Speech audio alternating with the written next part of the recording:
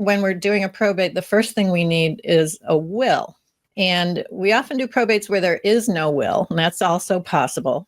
And I'm sure we'll do an episode about that someday. But today we're just going to talk about what exactly is a will. Jessica, what is a will?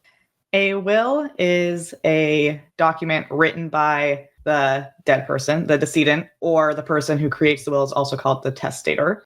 So it's a written document created by the testator, and it is hand signed by the testator. And, everyone's seen on movies, TVs. It's typically something that lays out what the person wants to happen to their property upon their death. Okay. And you said hand signed. So the law around wills is very old.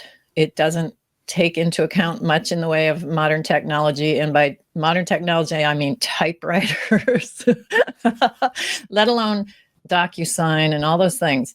The person whose will it is has to actually sign the will with a pen in their hand. Right. Okay. Right. So all you Gen Z, you're someday going to have to pick up a pen. And related to that, not an email. No, email's not going to work. Again, you need that wet ink pen in hand signature.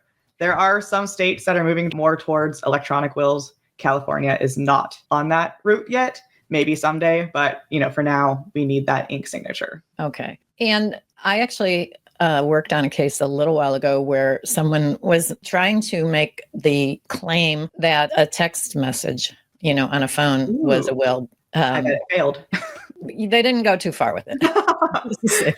Okay, now, what if we have someone who wants to make a will, but they can't sign their name? They may have difficulty holding a pen, or maybe they've had a stroke. They just can't even move their hand or arm. So if it's a case where someone can still hold a pen, but maybe it's difficult to sign their full name, they can sign by a mark. So if someone's able to make an X for their name, that is perfectly fine. If they're not able to hold a pen at all, they can still make a will. They can direct someone else to sign for them. So that person has to be directed by the testator, the person making the will, to sign their name, and also has to do it in the presence of the testator when they sign the name.